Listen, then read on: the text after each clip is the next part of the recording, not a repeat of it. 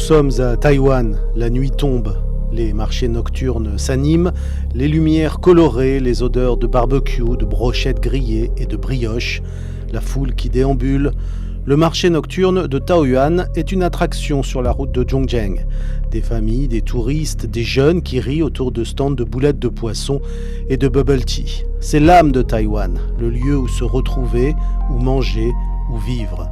Mais il existe un autre type de marché nocturne à Taïwan, un marché dont presque personne ne connaît l'existence, un marché où l'on ne vend pas de nourriture, pas de vêtements, pas de souvenirs, on y vend, écoutez bien, des organes humains. Des reins, des foies, des cœurs, des corps découpés, vendus au plus offrant. C'est le marché de l'horreur.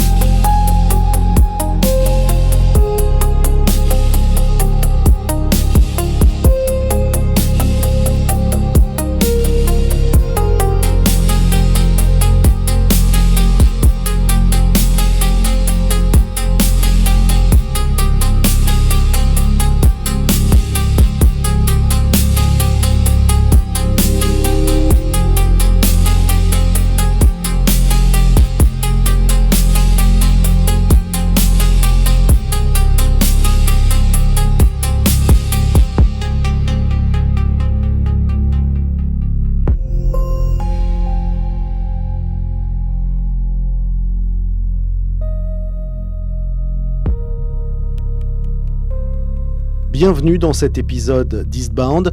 Je suis Sébastien Lebelzig, journaliste spécialiste de l'Asie et de ses faces les plus sombres. J'y ai vécu 20 ans, 20 années au cours desquelles j'ai eu connaissance d'événements incroyables, des événements que je vais vous raconter ici.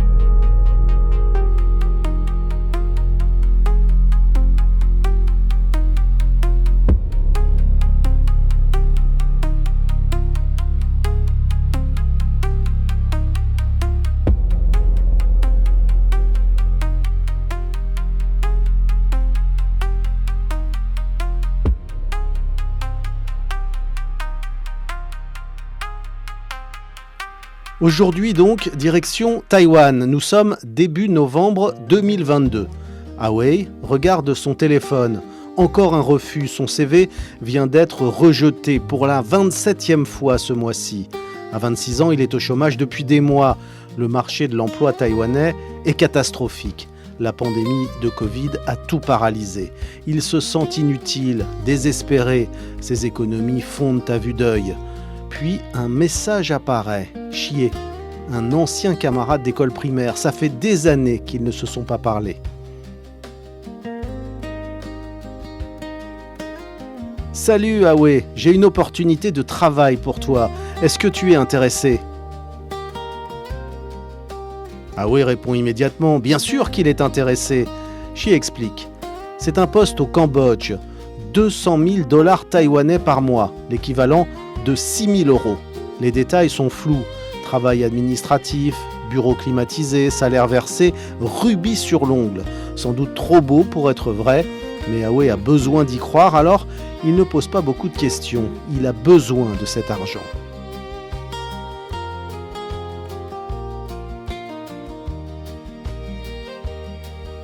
Le 4 novembre 2022, il se donne rendez-vous à Taoyuan. Xie propose de se retrouver dans un bar pour discuter tranquillement, pour célébrer ces retrouvailles. Awe accepte, il ne sait pas encore qu'il vient de faire l'erreur de sa vie.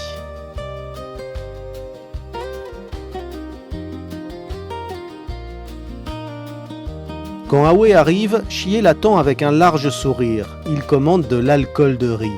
Beaucoup d'alcool de riz, le terrible Baijiu.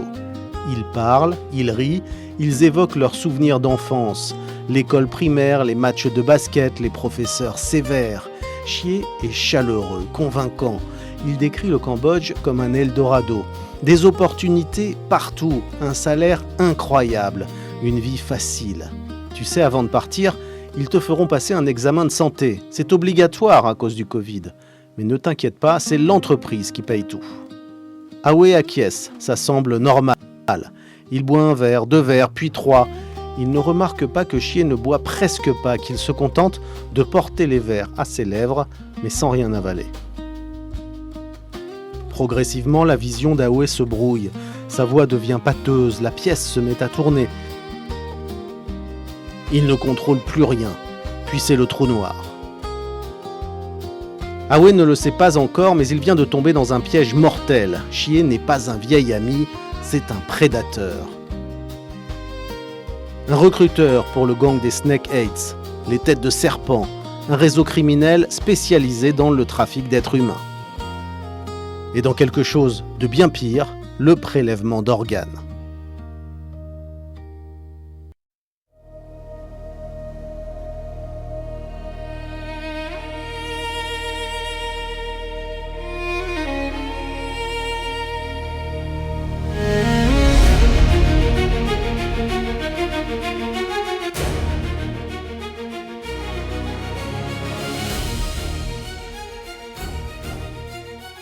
Quand Awe reprend vaguement conscience, il est dans une voiture, menotté, la tête qui explose. Il ne comprend pas ce qui se passe, où il est, pourquoi ses poignets sont attachés. Des voix autour de lui, 4, 5 personnes, elles parlent à voix basse, en code. Awe tente de parler, de demander de l'aide, on lui ordonne de se taire.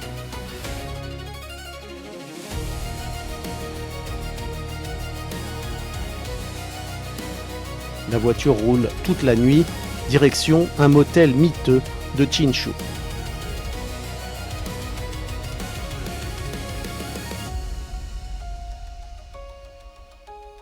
Le gang a un plan simple en 2 étapes. D'abord, vider les comptes bancaires d'Awe, ouvrir de nouveaux comptes à son nom, contracter des crédits, siphonner tout ce qui peut l'être. Ensuite, le vendre, pièce détachée par pièce détachée. Au motel, il le traîne jusqu'à une chambre qui sent le moisi et le tabac froid. Le lendemain matin, il l'emmène dans plusieurs banques, à Hsinchu, à Taipei City. Mais Awe est trop drogué, trop confus, il titube, il bave, son regard est vitreux.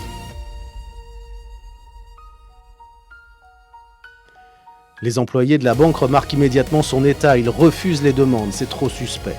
Le gang abandonne cette piste, qu'importe, il reste l'option B, l'option bien plus lucrative. Sur l'application Telegram, dans des groupes chiffrés, des comptes anonymes publient des annonces étranges. Démonteur de voitures disponibles, contact rapide. Démonteur de voitures, c'est un code. Un code qui signifie prélèvement d'organes. On a l'humour très sombre chez les triades chinoises.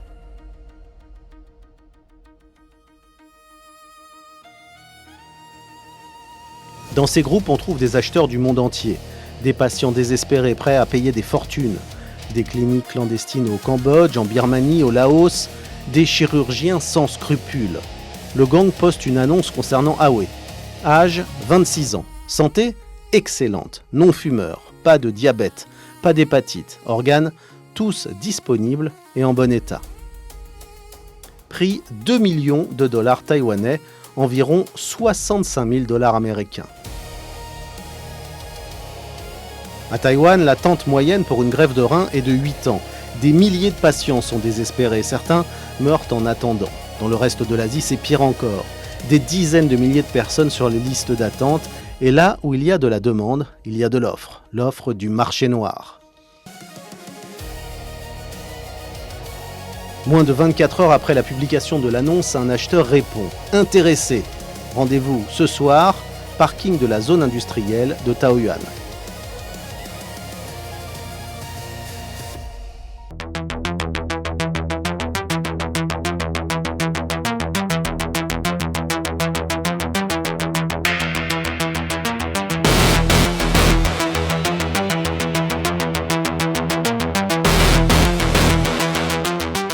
Le gang accepte immédiatement. Awe, toujours semi-conscient, ne comprend pas ce qu'il attend.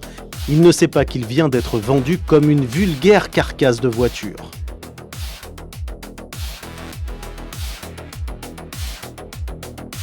Minuit, le parking est vide, silencieux, juste le bruit lointain de l'autoroute. Le gang arrive avec Awe dans le coffre, toujours drogué, toujours attaché. Ils attendent dans la voiture, moteur éteint. L'acheteur devrait être là d'une minute à l'autre. Mais personne ne vient. Les minutes s'étirent, l'atmosphère devient tendue, quelque chose ne va pas. Un des membres du gang sort son téléphone, il essaye de contacter l'acheteur sur Telegram. Message lu, mais pas de réponse. Puis soudain, le hurlement d'une sirène, des gyrophares partout, des dizaines de policiers surgissent de l'obscurité et encerclent le parking. Le gang est piégé. L'acheteur n'était pas un acheteur, c'était un policier infiltré. Le gang était sous surveillance depuis des semaines. La police avait intercepté leurs communications sur Telegram, infiltré leur réseau, suivi leurs déplacements. Chier et 4 complices sont arrêtés sur place, menottés, on leur lit leurs droits, les inspecteurs de la police font leur travail. Awe est extrait du coffre, vivant, confus, mais traumatisé. Il ne réalise pas encore à quel point il est passé tout près de la mort, à quel point il a eu de la chance. Quelques jours plus tard, 4 autres membres sont capturés dans différentes villes de Taïwan. L'arrestation du gang révèle un réseau criminel bien plus vaste que prévu. La police remonte la piste, elle découvre d'autres victimes, d'autres porcelets, comme les appelait le gang de Taïwan. Porcelets, le terme est glaçant. Il désigne les victimes destinées au prélèvement d'organes, du bétail humain.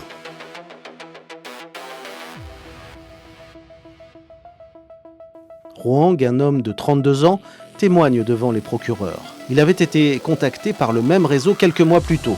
On lui avait proposé 15 000 dollars américains pour un rein, 15 000 de plus à l'arrivée au Cambodge. Désespéré financièrement, criblé de dettes, Huang avait accepté. On lui avait fait passer des radios, des prises de sang, sous couvert d'un simple bilan de santé pour le Covid. En réalité, c'était un dépistage d'organes pour vérifier la compatibilité, la qualité de la marchandise. Puis on l'avait mis dans un avion, direction Phnom Penh. Au Cambodge, on l'avait emmené dans une clinique clandestine, un bâtiment sans enseigne, des fenêtres occultées, des gardes armés à l'entrée. Il devait être opéré le lendemain matin. Extraction du rein droit, acheteur déjà identifié, un homme d'affaires chinois prêt à payer 50 000 dollars. Mais au dernier moment, l'acheteur s'est rétracté. Un problème de compatibilité sanguine. Le rein de Huang ne convenait pas. L'opération a été annulée. Et Huang a été abandonné dans les rues de Phnom Penh, sans argent, sans passeport, perdu dans un pays dont il ne parle pas la langue. Il a réussi à contacter le ministère des Affaires étrangères taïwanais après des semaines de démarches kafkaïennes. Après avoir dormi dans les rues, il a finalement pu rentrer chez lui. Son témoignage a été crucial. C'est lui qui a permis à la police de remonter jusqu'au gang des têtes de serpent. C'est lui qui a déclenché l'enquête qui a sauvé Awe. Mais Huang n'était pas la seule victime, loin de là. L'enquête révèle des dizaines de cas similaires, peut-être plus de 100.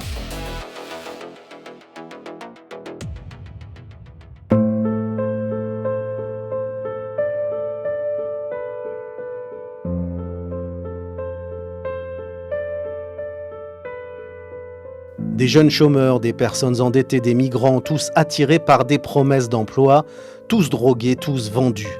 Certains ont disparu au Cambodge, leurs familles ne les ont jamais revus. Certains sont morts sur la table d'opération, infections, hémorragies, complications post-opératoires. D'autres ont été mutilés et abandonnés. Ils ont survécu quelques jours, quelques semaines, avant de mourir dans l'indifférence totale.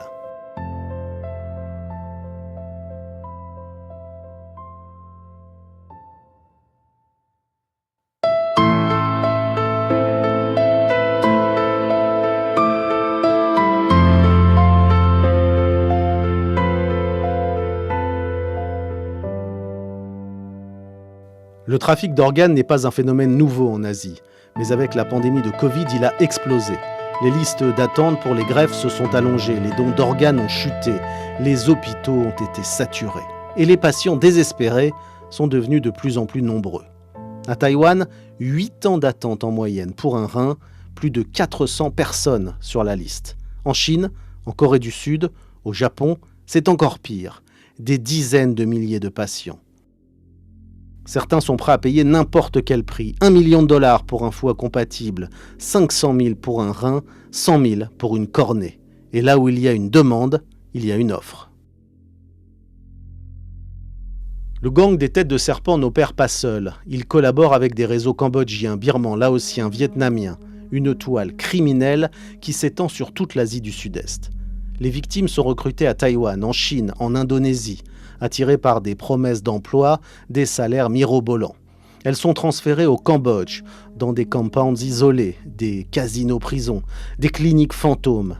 Là, elles sont opérées dans des conditions épouvantables. Pas d'hôpitaux, pas d'anesthésistes qualifiés, pas de protocoles médicaux. Leurs organes sont prélevés, placés dans des glacières médicales, puis expédiés vers la Chine, la Corée, le Japon, Singapour. Un business qui génère des centaines de millions de dollars par an. En juillet 2023, 122 Indonésiens sont découverts au Cambodge. Tous ont été victimes du même réseau. 2 ont été attirés par des promesses d'emploi. Tous ont été dépouillés de leurs reins. La police cambodgienne arrête plusieurs trafiquants, mais les têtes du réseau restent introuvables, protégées, intouchables. Parce que le trafic d'organes au Cambodge n'est pas juste criminel, il est institutionnel. Il implique des fonctionnaires corrompus, des policiers complices, des médecins sans scrupules, des cliniques qui opèrent au grand jour. Le gouvernement cambodgien nie, il parle de fake news, d'histoires inventées, mais les preuves s'accumulent et les témoignages se multiplient. En mars 2023, Chie et ses complices sont jugés au tribunal du district de Taoyuan. Ils sont inculpés de trafic d'êtres humains, de séquestration, de tentative de prélèvement d'organes. Chie plaide non coupable. Il affirme avoir simplement proposé un emploi à son ancien camarade. Il ne savait pas ce que le gang prévoyait de faire. Mais les preuves sont accablantes. Les messages télégrammes, les conversations enregistrées, les témoignages, les vidéos de surveillance du parking. Le téléphone portable d'un membre du gang contient des dizaines de photos, des radios de reins, des résultats d'analyse sanguine, des listes de porcelets avec leur groupe sanguin. Dans un carnet, une comptabilité macabre, des colonnes de chiffres, des prix, des pourcentages. Rwang, rein gauche, groupe O positif, 50 000 $, commission 15%. Chen, foie, groupe AB, 120 000 $, commission 20%. Des êtres humains réduits à un tableau Excel. Les procureurs demandent de lourdes peines, 15 à 20 ans de prison pour les membres actifs du gang. Pour Chie, celui qui a livré Awe pour 10 000 $ taïwanais, l'équivalent de 300 €, il demande 15 ans de prison, le prix d'une trahison. Le jugement tombe quelques mois plus tard, Chie est condamné à 15 ans. Les autres membres reçoivent des peines similaires. Mais les têtes du réseau, celles qui opèrent depuis le Cambodge, restent introuvables. Probablement à Sihanoukville ou à Phnom Penh, protégés par les autorités locales, intouchables. Le réseau continue de fonctionner, d'autres recruteurs prennent la relève, d'autres porcelets sont attirés dans le piège. Le système est trop vaste, trop rentable, trop bien organisé. Awe essaye de reconstruire sa vie, mais les séquelles sont profondes. Il ne sort plus seul, il refuse toute invitation de personnes qu'il ne connaît pas, même d'anciens amis. Il fait des cauchemars toutes les nuits. Dans ses cauchemars, il est sur une table d'opération, des mains gantées tiennent des scalpels, il essaye de crier, mais aucun son ne sort de sa bouche. Il se réveille en sueur, le cœur battant, il sait qu'il a eu de la chance, une chance incroyable. D'autres n'ont pas eu cette chance. Huang, lui, porte des cicatrices invisibles. Il a échappé au prélèvement d'organes, mais l'expérience l'a détruit psychologiquement. Il a peur des hôpitaux, peur des médecins, peur des uniformes. Il a développé une paranoïa chronique. Il pense que le réseau le cherche encore, qu'il sait trop de choses, qu'il est une menace. Peut-être qu'il a raison. Plusieurs victimes qui ont témoigné contre les trafiquants ont disparu après les procès. Officiellement, elles sont parties à l'étranger, elles ont changé de vie, mais leurs familles n'ont plus de nouvelles.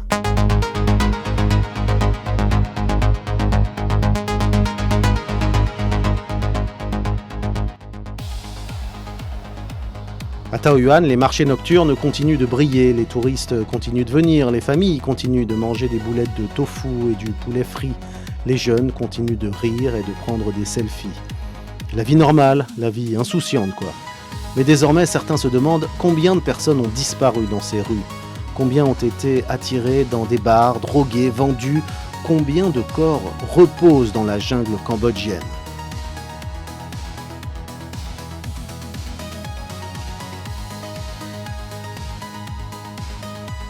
Le marché nocturne des organes continue d'exister, pas un lieu physique, mais un réseau, un système, des groupes Telegram chiffrés, des intermédiaires qui parlent en code, des cliniques fantômes au Cambodge, en Birmanie, au Laos, l'offre et la demande, comme pour n'importe quelle marchandise. Sauf que cette fois, la marchandise, ce sont des êtres humains. Les autorités taïwanaises ont renforcé les contrôles, fermé certains réseaux, arrêté quelques trafiquants, mais le système est trop vaste, trop rentable. Tant qu'il y aura des patients désespérés, prêts à payer, tant qu'il y aura des gens vulnérables à exploiter, eh bien le trafic continuera. Selon l'Organisation mondiale de la santé, 10 000 reins sont vendus sur le marché noir chaque année, peut-être plus. 10% de toutes les greffes mondiales seraient illégales. Des dizaines de milliers de victimes à travers l'Asie, l'Afrique, l'Amérique latine, des pauvres qui vendent leurs organes pour survivre, des migrants trompés, des chômeurs piégés. Et de l'autre côté, des riches qui achètent, qui ferment les yeux, qui préfèrent ne pas savoir d'où viennent ces organes qui peuvent leur sauver la vie. L'histoire d'Awe est un avertissement, une offre d'emploi trop belle pour être vraie, un verre de trop, un ami qui n'en est pas un, et soudain, votre vie ne vous appartient plus. Vous n'êtes plus un être humain, vous êtes une marchandise, des kilos de chair, un prix, un numéro sur une liste Telegram, un porcelet comme ils disent, prêt pour l'abattoir.